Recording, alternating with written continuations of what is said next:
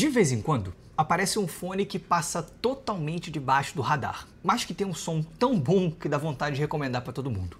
Esse aqui de R$100 pode ser exatamente isso.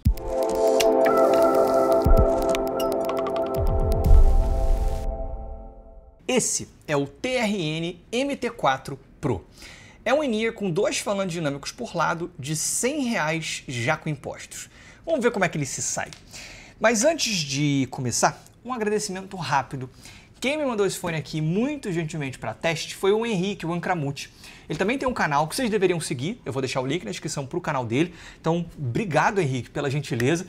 E caso você se interesse por esse fone, eu vou colocar um link para ele na descrição.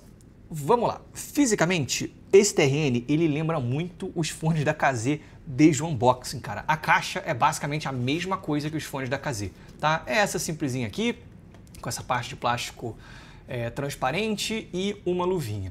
Bem simples, tá? Realmente, cara, bem padrão para fones da KZ.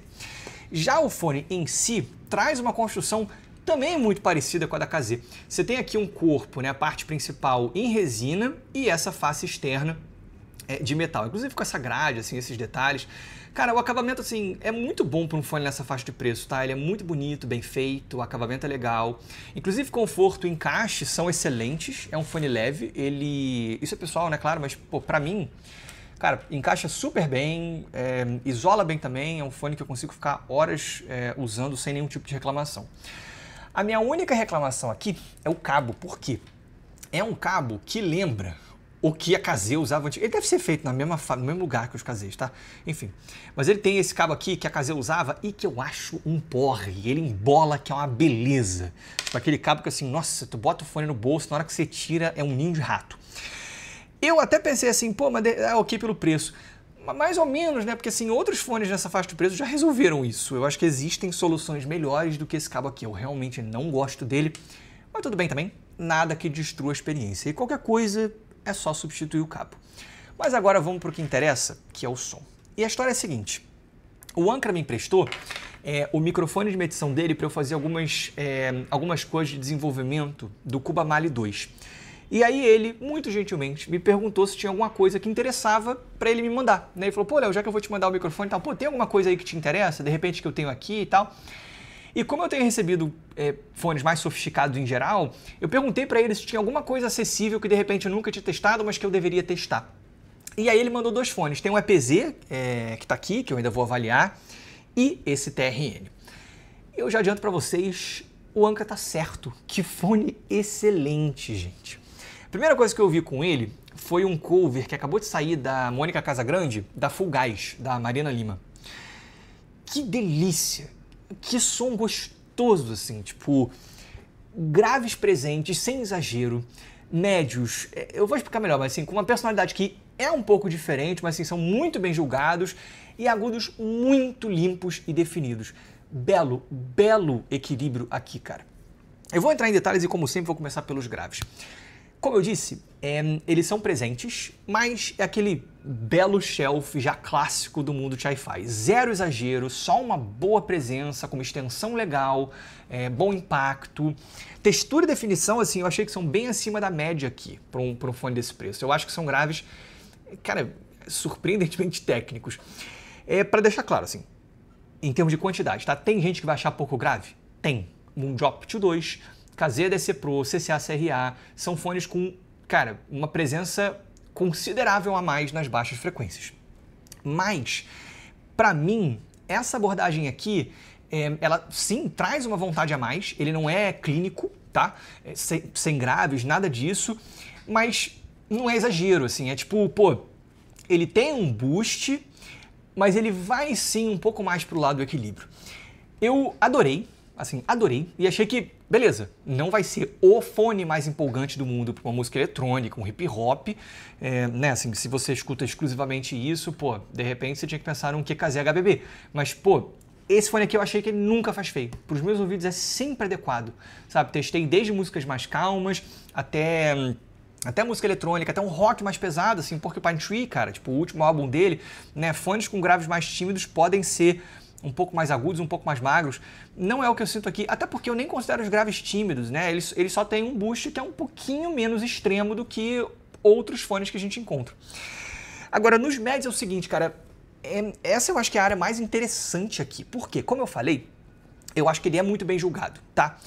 Mas a curva nos médios dele é diferente, é um pouco diferente da norma. Tipo, é diferente de uma VDSF, de uma Harman ou de uma Nova Meta. Qual que é a parada? Até se você olhar para o gráfico dá para ver claramente. Ele traz um pouquinho mais de corpo mais para baixo. E ali nos 3 kHz, que é justamente, né, costuma ser o pico do Piragain, ele tem um vale. Então, é diferente da tradição hoje. Mas eu gosto dessa personalidade. Sabe o que ele me lembra, em algum grau? Os médios do Yanyi Moonlight original ou do JQ4U Pro, que são fones que eu gosto muito, né? E que trazem de novo essa pegada que é um pouco diferente. As vozes, principalmente, assim, tem um pouco mais de volume, de corpo mesmo, sabe? Um pouco mais de calor. Eu interpreto como uma visão ligeiramente diferente de apresentar médios e eu gosto. Pô, acho tão natural quanto uma Nova Meta? Não, mas em relação a uma VDSF ou até, principalmente, né, uma curva Harman, cara, eu acho que isso aqui pode ser no mínimo tão interessante quanto. Você perde aquela potencial sensação de gritância, né, de presença e ganha tipo corpo, assim, né, o que eu acho legal. Ainda que sim, né, isso traga como consequência uma característica um pouco mais anasalada nas vozes, né, uma coisa meio assim. Mas é leve, cara, e acostuma rapidinho. E o que fica é uma personalidade que, pelo menos pra mim, é extremamente agradável aqui. Indo para os agudos, eu acho que a história é parecida pelo seguinte. São os agudos mais naturais que eu já ouvi? Não, claro que não. Mas assim, eles são muito gostosos, né? Ainda na cover da Fugazi que eu comentei, essa foi justamente a característica que mais me impressionou quando eu comecei a ouvir. Tem um termo que eu não costumo usar, porque eu acho ele meio genérico demais, assim, é o que praticamente, sei lá, pessoas que ainda não têm tanta experiência com áudio, né, usam muito esse termo para classificar os agudos, né, e aí eu acho ele meio genérico, não quer dizer tanta coisa. Mas aqui eu acho que cabe, são agudos muito cristalinos. Por mais que eles não sejam os agudos mais polidos do mundo, né, e o timbre não seja incrivelmente realista, cara, eles têm uma definição, uma transparência que são muito legais. Você escuta com muita clareza, assim, tudo que acontece nessa região, sempre com muita definição, bom recorte, sabe? Ele pode ter uma característica que, sim, pode ser um pouquinho mais metálica, o que pode incomodar algumas pessoas, mas eu acho que, assim, é uma coisa de timbre mesmo, tá? Eu não acho que as altas sejam nem um pouco exageradas. Eu não vejo muita gente se incomodando com a quantidade de agudos nesse fone. Eu acho que isso é muito improvável. Para mim foi um excelente desempenho. De novo, é natural? Não tanto, mas não chama atenção por artificialidade e, crucialmente, é super agradável. Então, para fechar, gente, eu adorei esse fone. Eu fiquei impressionado, eu não esperava isso. Assim, eu achei ele um fone muito bem resolvido e muito agradável para tudo. E de um jeito um pouquinho diferente, o que pode ser maneiro, sabe? É um prazer ouvir música aqui. E, pô, R$100, né, bicho? Assim, é sensacional. Para deixar claro, pode ter gente que vai estranhar? Pode. Como eu disse, os médios fogem um pouco da norma. Eu também acho que vai ter gente que não vai... que vai querer mais grave. Mas eu não acho nada disso. Pelo contrário, eu adorei esse fone. Então é o seguinte, na minha lista de recomendações tem o KZ EDC Pro como a opção mais barata de in-ear, né, que vai custar aí, tipo, papo de R$50. E depois vem o Moondrop 2, que hoje está quase 200. Eu acho que o MT4 entra com perfeição no meio do caminho e se torna a minha maior recomendação de in-ear na casa dos R$100. Muito, muito bom, galera.